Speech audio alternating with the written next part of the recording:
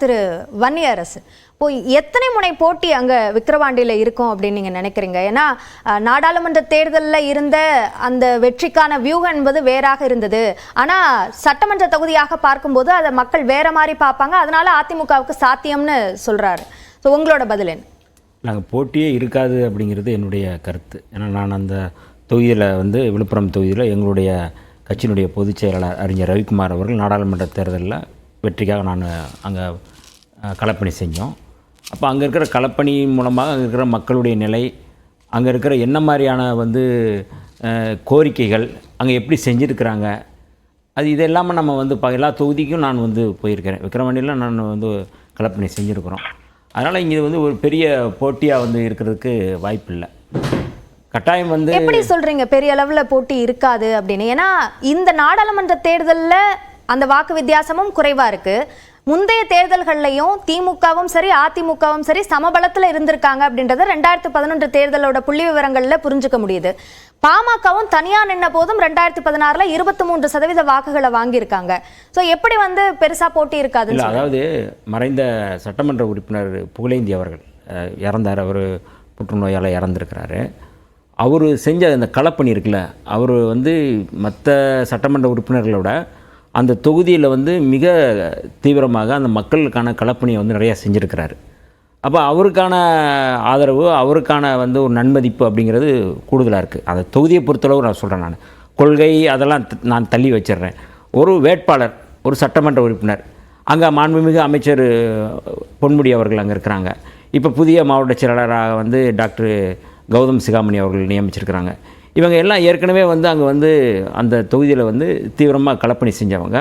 சாதி மதம் இதெல்லாம் தாண்டி அந்த இடத்துல திமுகவுக்குன்னு ஒரு அடையாளம் இருக்குது. திமுகவுக்குன்னு ஒரு பெரிய செல்வாக்கு இருக்காங்க விக்கிரவாண்டியில். இப்போ இந்த கடந்த 10 ஆண்டுகளில் அதுக்கான செல்வாக்கு கொஞ்சம் கூடியிருக்கு. அப்போ இந்த பின்னணியில் விக்கிரவாண்டி தொகுதியை பொறுத்தளவு மட்டும் கடந்த முறை புகழேந்தி அவர்கள் அதிமுகவுடைய வேட்பாளர் முத்தமிழ் செல்வனை விட 9473 வாக்குகள் வித்தியாசத்தில் அவர் வெற்றி பெற்றிருக்கிறாரு. அந்த வாக்கு வித்தியாசத்தை விட இந்த முறை கூடுதலாக ஒரு 50,000 வாக்குகள் வித்தியாசத்தில் அன்னியூர் சிவா அவர்கள் கட்டாயம் வெற்றி பெறுவார் அப்படிங்கிற எந்த மாற்று கருத்தும் இல்லை.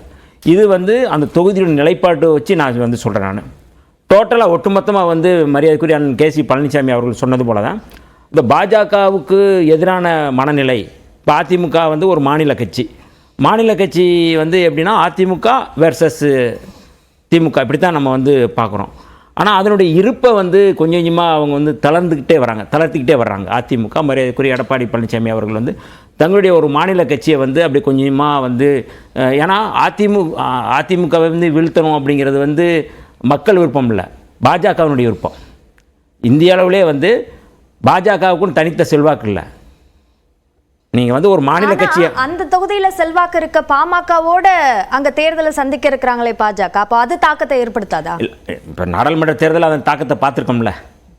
நீங்கள் அப்படின்னா நீங்கள் அவங்க சில தொகுதியில் குறி வச்சு ஒரு வேலை பார்த்தாங்க, ஜாதி ரீதியாக தான் வேலை பார்த்தாங்க, அவங்க மத ரீதியாக வேலை பார்த்தாங்க பாஜக. அங்கே என்ன ஒரு பெரிய இம்பாக்ட் இருந்தது, என்ன நடந்துச்சு? ஒன்றுமே இல்லையா? நீங்கள் தர்மபுரியை வெற்றி அப்படிங்கிறது தான் அவங்க ஆரம்பத்திலேருந்து சொன்னாங்க. கருத்து கணிப்பு கூட அப்படி தான் சொன்னாங்க. ஆனால் மக்கள் தமிழ்நாட்டு மக்கள் ஜாதிக்கும் மதத்துக்கும் முக்கியத்துவம் கொடுக்க மாட்டாங்க. ஜாதி வெறி கட்சி, தர்மபுரியில என்ன நடந்திருக்குன்னா, அங்க இருக்க சட்டமன்ற தொகுதி வாரியா பார்க்கும்போது அரூர்ல மட்டும்தான் அவர் அதிகமான திமுக வேட்பாளர் அதிகமான வாக்குகளை பெற்றிருக்கார். மற்ற எல்லா தொகுதிகளிலையும் சௌமியா அன்புமணி முன்னிலையில இருந்திருக்காங்க. அப்போ ஒரு சட்டமன்ற தொகுதியில மட்டும் நிலை மாறுறதுக்கு வாய்ப்பு இருக்குதானே? எப்படின்னா நீங்க அதுல லீடிங் பார்க்குறோம். நீங்க பெரிய வித்தியாசம்லாம் இல்லை. நீங்க அப்போ நீங்க ஒட்டுமொத்தமாக நீங்க என்ன மக்கள் என்ன நினைக்கிறாங்க அப்படிங்கிறது பாருங்கள். நீங்கள் இவங்க வெற்றி பெறணுமா வேணாமா? மோடி என்ன சொன்னார், 400 அப்படின்னு சொல்லி சொன்னார். அப்புறம் கொஞ்சம் கொஞ்சமாக அவங்க எப்படி வந்தாங்கன்னு தெரியும். அவங்க அதாவது மக்கள் இன்றைக்கி என்ன நிலைப்பாடு, நீங்கள் இந்த மாதிரி மதவெறி கட்சி பாஜக அது வரக்கூடாது, அது ஒரு பயங்கரவாத கட்சி, அது வரக்கூடாது. வெளிப்படையாக சந்திரபாபு நாயுடு பேசுகிறாரு. 2019 அவர் பேசுனது தானே இந்த கருத்துக்கள்லாம். அப்போ இந்த கருத்துக்கள்லாம் இன்றைக்கி மக்கள் இளைஞர்கள் நிறைய இன்றைக்கி அதை அப்சர்வ் பண்ணுறாங்க. இந்த மாதிரியான ஒரு கட்சி வரக்கூடாது அப்படின்னு விரும்புறாங்க. அந்த கட்சியோட கூட்டணி வைக்கிறவங்க யாரா இருந்தாலும் வரமாட்டாங்க. நீங்க சொல்றதுதான் நிதர்சனம்னு எடுத்துக்கிட்டாலும் அதே நோக்கத்தோட சட்டமன்ற தொகுதியும் பாப்பாங்களா மக்கள் என்பதுதான் கேள்வியா இருக்கு. ஏங்க, அதாவது அந்த தொகுதியில் வாக்காளர்கள் நாடாளுமன்றத்தில் வாக்களிச்சவங்க தான். புதுசாக வேற எதுக்கோ வாக்களிச்சுட்டு வரல. இல்ல போன முறை சட்டமன்ற தொகுதிக்கும் நாடாளுமன்ற தொகுதிக்கும் ஒன்னா தேர்தல் நடந்தப்பவே வெவ்வேறு முடிவுகள் எடுத்திருக்காங்களே. இல்லை நீங்கள் இந்த தேர்தலில் நீங்கள் பாருங்களேன், இந்த நடந்த நாடாளுமன்ற தேர்தலில் என்ன வந்து நிலைப்பாடோ அந்த நிலைப்பாடு தான் இந்த இடைத்தேர்தலுக்கு வரும். இடைத்தேர்தல் நிலைப்பாடு தான் வந்து நீங்கள் வந்து 2026 சட்டப்பேரவை தேர்தலுக்கு வரும். நீங்கள் முழுக்க நீங்கள் எந்தெந்த அடிப்படையில் வந்து நீங்கள் வந்து வெற்றி பெற்றிருக்கிறாங்க, நீங்கள் அந்த ஃபேக்டரை நீங்கள் பார்த்தாலே உங்களுக்கு வந்து தெரியும். அதனால் இந்த முறை வந்து மட்டுமல்ல 26லையும் வந்து மாண்புமிகு முதல்வர் அவர்களுடைய அந்த திட்டங்கள் இருக்குல்ல. சரி, இன்றைக்கி நாங்கள் வந்து தேர்தல் களத்தில் போய் நிற்கும் போது பெண்கள்கிட்ட வந்து 1000 ரூபா வந்து அவங்களுக்கு கொடுக்குற அந்த நிதி இருக்குல்ல, அந்த உரிமை தொகை, அது வந்து அவங்களுக்கு வந்து பெரிய கை கொடுக்குது. நான் முதல்வன் திட்டம், மேல் படிப்புக்காக வந்து மாண்புமிகு முதல்வர் அவர்களுடைய திட்டம், அது வந்து பெரிய அளவில் கை கொடுக்குது. இலவச பேருந்து தேர்தலில் களத்தில் போய் நிற்கும் போது தெரியுது. களத்தில் வந்து அவங்க சொல்கிறாங்க, எங்களுக்கு வந்து உரிமை தொகை வருது, எங்களுக்கு சில இடங்களில் வராமல் இருக்கிற தொகையில் நீங்கள் கொடுங்கன்னு சொல்லி கேட்குறாங்க. அப்போ அவங்களுக்கான பயன் மக்களுக்காகவே பாராட்டுற ஒரு அரசாக இருக்கிறது. கேசி பழனிசாமி சொல்கிறாரு, இந்த விஷயங்களுக்காக திமுகவுக்கு வாக்கு கிடைக்கல, மோடி வேணுமா வேண்டாமான்ற ஃபேக்டர்னால தான் திமுக கூட்டணிக்கு இல்லை, அதில் மாற்று கருத்து இல்லை. அதில் மாற்று கருத்து இல்லை. மோடி அப்படிங்கிறவர் வந்து எவ்வளவு வந்து மோசமாக ஆட்சி நடத்தியிருக்கிறார் கடந்த 10 ஆண்டுகள், அது ஒரு இருண்ட காலத்தினுடைய ஆட்சி அப்படிங்கிறதுல எந்த மாற்று கருத்தும் இல்லை. அதுவும் ஒரு முக்கியமான காரணி தான். தமிழ்நாட்டு அரசியலில் இந்த மக்களுக்கு தனித்துவமாக என்ன செய்கிறாங்க அப்படிங்கிறதும் ஒரு முக்கியமானதை நான் பார்க்குறேன். மக்கள்கிட்ட அவங்க போகிறாங்கல்ல, மக்கள் நீ என்னப்பா செய்கிறீங்கன்னு கேட்குறாங்கல்ல, அப்போ அதற்கு வந்து இந்த விடைகள்லாம் இருக்குது. நீங்கள் வந்து இலவச பேருந்து வந்து இன்றைக்கி வந்து பெரிய அளவில் அது வந்து பயனுள்ள பெண்களுக்கு வந்து அது ஒரு பெரிய அளவில் அவங்களுக்கு பயனுள்ளதாக இருக்குது. அவங்களுக்கு ஒரு பெரிய வாய்ப்பை உருவாக்குது. மாணவிகளுக்கு கல்விக்கான மேல் படிப்பு, நீங்கள் வந்து அது வந்து நீங்கள் வந்து புதுமை பெண் திட்டம், இது நான் முதல்வன் திட்டம், இப்படி எல்லா திட்டங்களுமே வந்து ஒரு அரசு வந்து மக்களுக்கான ஒரு அரசாக, மக்களால் நடத்தப்படுகின்ற ஒரு அரசாக தமிழக முதல்வர் வந்து இதை நடத்துறதுனால விக்கிரவாண்டி தொகுதி மட்டுமில்ல, எந்த தொகுதியில் நடந்தாலும் வந்து வெற்றி பெறுவதற்கான வாய்ப்பு இருக்குது அப்படிங்கிறது என்னுடைய கருத்து. ஓகே, திரு எஸ்.ஜே. சூர்யா, பாமகவை களமிறக்கிறது அப்படின்ற முடிவை பாஜக எடுத்திருக்காங்க அப்படின்ற அதிகாரப்பூர்வமற்ற செய்திகள் நமக்கு வருது. ஸோ என்ன வியூகம் வச்சிருக்கீங்க இந்த இடைத்தேர்தலுக்கு? முதல்ல தமிழகத்தில் வந்து 40 தொகுதியிலும் ஜெயித்து விட்டோம், அதனால் வந்து மக்கள் பெருமளவு ஆதரவு தெரிவிக்கிறாங்க அப்படின்ற ஒரு வாதத்தை வைத்திங்கன்னா, இந்தியாவில் 3வது முறையாக பிரதமர் மோடி அவர்கள் பிரதமராக வந்திருக்கார். அப்போ இந்தியாவிலையும் எல்லாருமே நல்லா இருக்காங்க, ஒரு குறையும் இல்லை அப்படின்ற ஒரு கருத்து தான் வருது. இப்போ வந்து மேட்டூர் அணையிலிருந்து ஜூன் 12ஆம் தேதி எப்பயுமே வந்து காவேரி டெல்டா பாசனத்துக்கு வந்து நீர் திறக்கப்படும். இன்று திறக்கப்படவில்லை, நேற்று ஜூன் 12. அடுத்தது மாநில தலைவர் திரு அண்ணாமலை அவர்கள் வந்து ஒரு அறிக்கை விட்டிருக்கார். இந்த மாதிரி கோவையில் சிறு குறு தொழில்கள் வந்து எப்படி இவர்கள் மின் கட்டணத்தை உயர்த்தியதால் அங்கே வந்து விழுந்து கிடக்கிறது, அவினாசி அற்றுக்கடவு திட்டம் என்ன ஆகியிருக்கின்றது, இந்த மாதிரி போன்ற பல கேள்விகளை வந்து அவர் கேட்டிருக்கார். இப்போ தமிழகத்தில் வந்து எதில் போட்டி இருக்கோ இல்லையோ, ஒவ்வொரு மாதமும் நடக்கக்கூடிய கொலைகள், அதில் வந்து போன மாதத்தை இந்த மாதம் முந்திடுமா இல்லையா அப்படின்ற ஒரு கருத்து தான் மக்கள்கிட்ட பரவிட்டு வருது. அவ்வளவு மோசமாக சட்டம் ஒழுங்கு இருக்கின்றது. ஜனவரி 1லேருந்து இன்றைக்கி ஜூன் 13 வரைக்கும் மொத்தம் 164 நாட்களில் 492 கொலைகள் நடந்திருக்குன்னு. ஜனவரி மாதம் 87, பிப்ரவரி 78, ஏப்ரல் 94, மே 127, ஜூனில் 12 நாட்களில் 42 கொலைகள். இல்ல எந்த அடிப்படையில் இந்த புள்ளி விவரங்கள்? இது வந்து அதிகாரப்பூர்வமாக பதிவு செய்யப்பட்டிருக்கக்கூடிய கொலைகளுடைய எண்ணிக்கை. நேற்று ஒரு நிமிஷம் அப்புறம் இந்த படுகொலைகள் நடக்குது. படுகொலைகளுக்கு காரணமே பாஜக தான். பாஜக ரவுடிசம் தானே பண்ணுது. அவங்க படுகொலைகளை நீங்க பேசும்போது நிறைய இல்ல இருங்க, ஒரு படுகொலை நீங்க அதுக்கு ஆதாரத்தை சொல்லுங்க.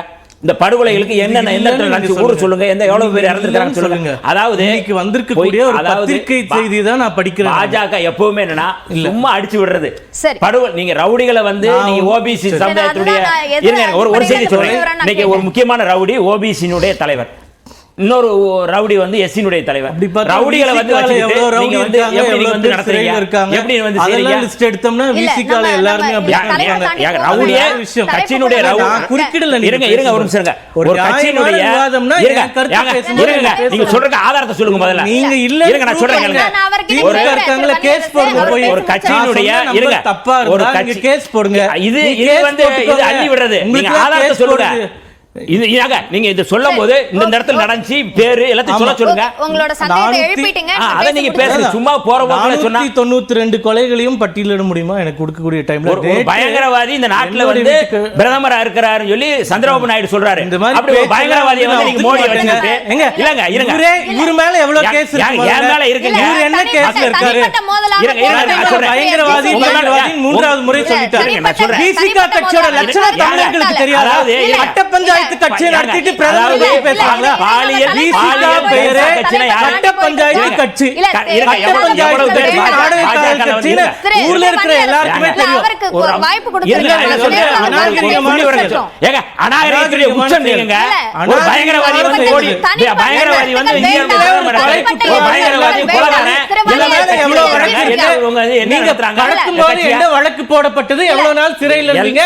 நீங்க ஒரு சமூக விரோதி. இது எல்லாமே ரெக்கார்ட். நீங்க பிரதமர் பத்தி பேசுறதுக்கு அருகதை கிடையாது. ஒரு பயங்கரவாதி அருகதை கிடையாது. சரியான வார்த்தைகளை பயன்படுத்துங்க. பயங்கரவாதி சந்திரபாபு நாயுடு கட்சியோட லட்சணம் தெரியாதா? சந்திரபாபு நாயுடு கட்சி லட்சணம் தெரியாதா? சமூக விரோதிகள் கூடாரமே வீசிக்காதா?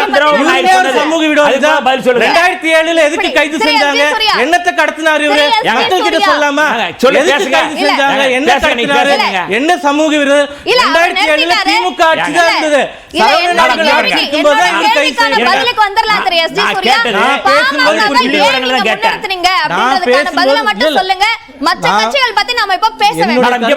நான் கேட்டது புள்ளி விவரங்களை தான் கேட்கிறேன். அதுக்கு பதில் சொல்லணும். சரி.